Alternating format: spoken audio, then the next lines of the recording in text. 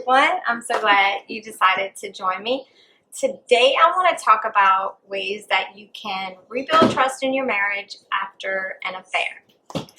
So I know this is hard. This is not an easy task. It will not get done overnight. It is a slow progress, but I really believe that it can be done because I did it.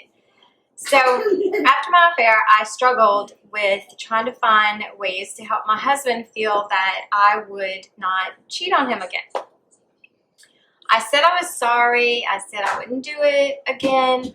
But the words, they kind of fell flat. Not saying that he didn't believe me, but he was very hesitant. And that's when, I realized when I would leave, I could just see the fear in his eyes that he wasn't really sure where I was going. And that's when I had to make a change. That's when I thought to myself, okay, so I have to do something else. There has to be something more. It can't just be words. I need my actions to show him that I can be trustworthy. So that's when I went on, I guess, I don't want to keep using the word journey, but that's when I went on my little discovery of ways that I can make him trust me again. So that's what this video is going to be about. I'm going to share with you.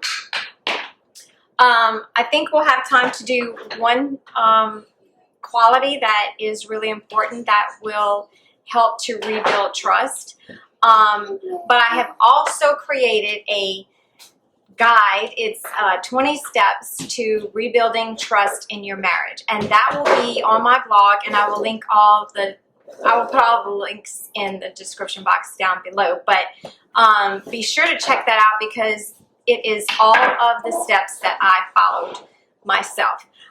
Okay, so first off, let's just talk a minute about what trust is. Trust is, in a relationship, it is about feeling safe and secure. You trust your spouse, you go about your life, you do your things, and they're not going to hurt you. You trust them with your heart. So when you have an affair that gets broken, and it's very damaging to the foundation of your marriage. And to me, trust is one of the key issues in the foundation for a lasting marriage, which there are some other keys, but we'll get into that another time. Okay, so I have my notes here. That way I can refer back and make sure I'm telling you. The first thing that I want to focus on is you must be willing to work on you.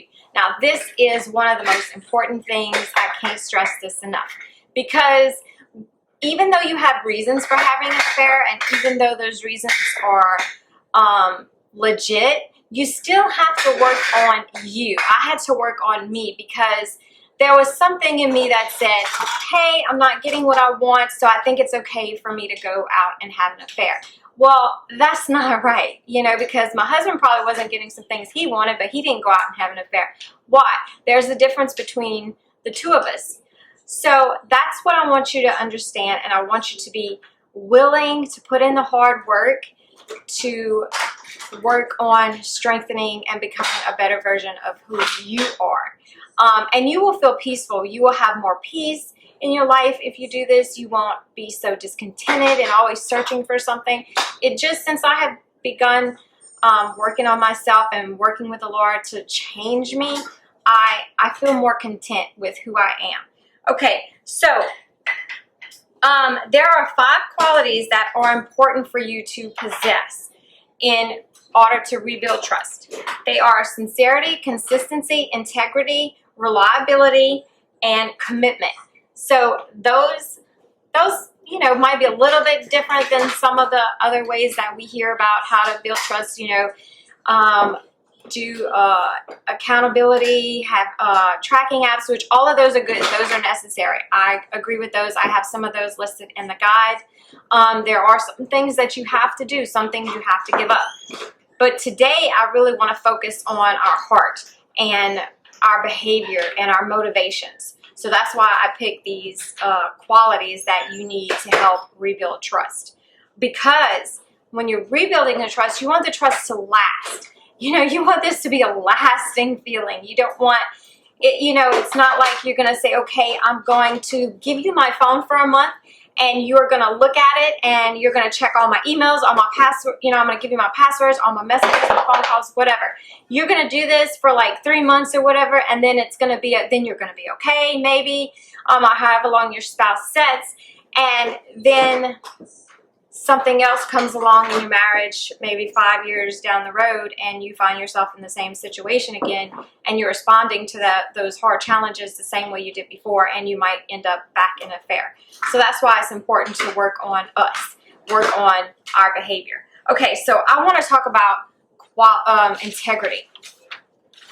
To me, integrity means being honest and morally sound, like the best version of yourself.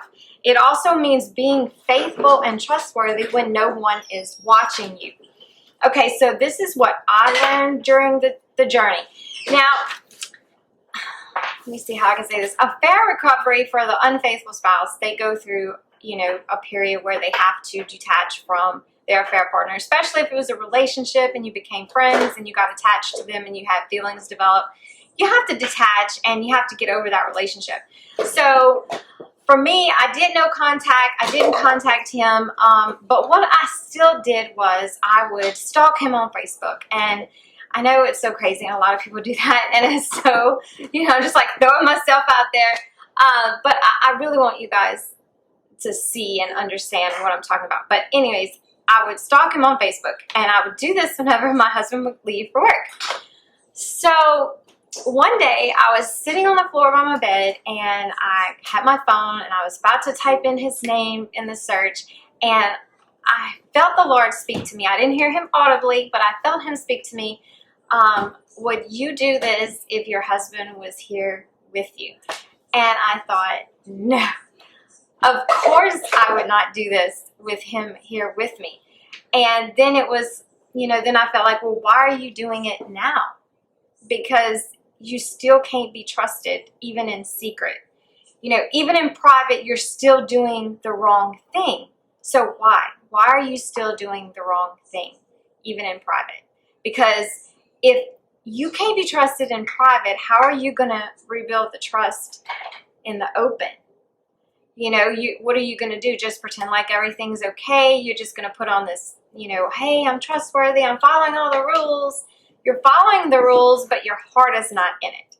So that's where I had to get my heart to line up with following the rules.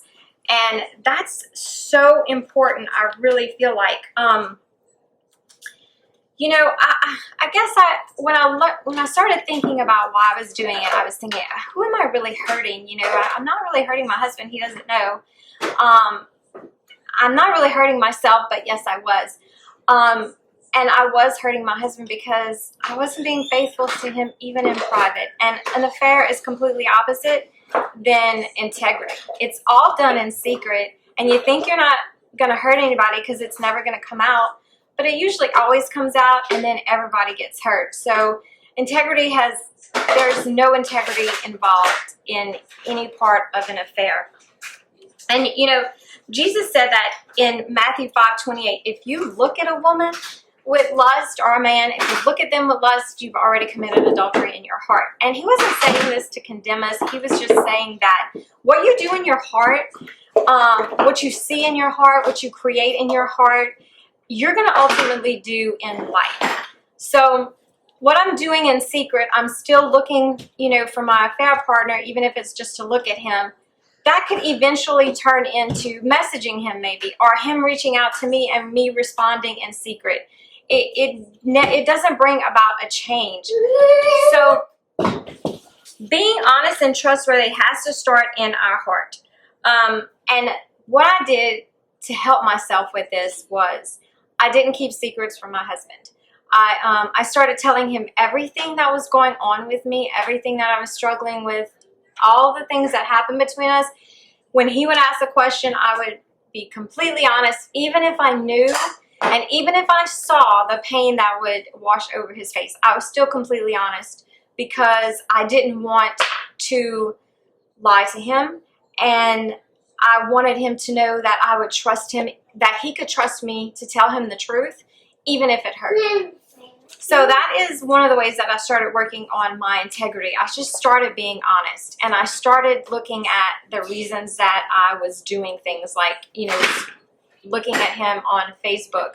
Why are you still doing this? Okay, maybe you're not over this and you need to work on getting over him more. Maybe this is the last thing that you need to do to close the door and walk away and stop getting a quick fix.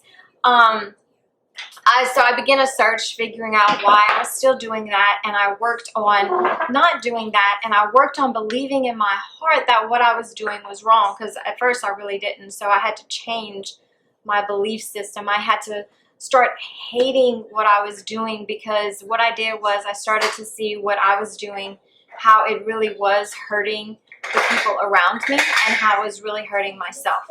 So I started to love myself and not hate me for what I had done, but hate my behavior and look for ways that I could change this behavior.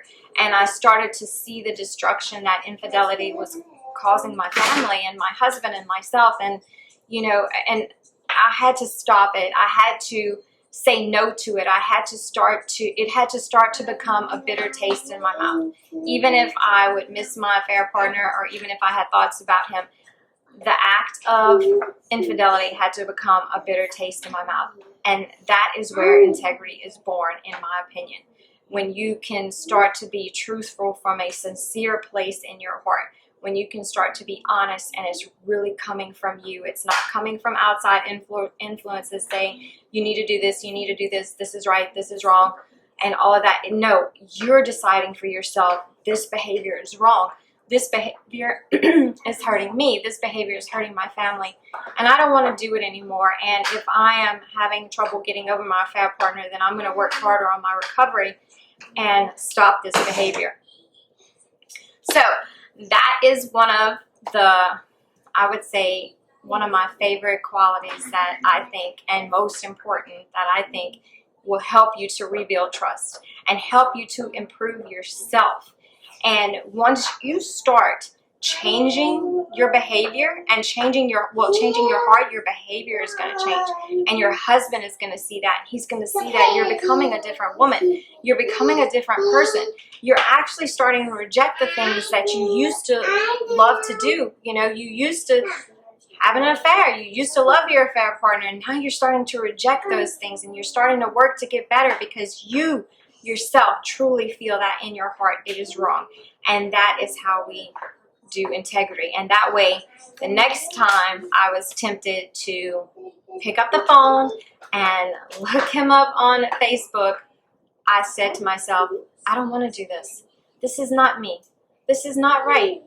I'm doing this in secret and I'm still lying to everybody, and I don't want to live that life anymore. So I stopped.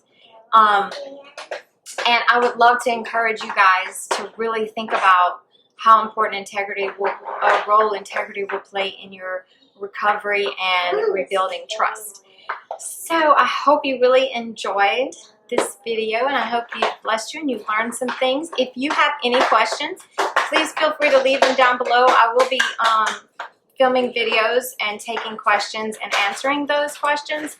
Also, don't forget to check out the website and download your free 20-step guide that you can go through and read and see, you know, what will fit in your life and what won't.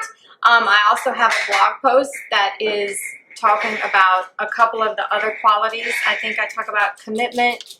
I'm not sure. I talk about maybe 2 more qualities on the blog post. But yeah, so check those out, and I am glad you were here with me, and I will see you next time. Bye.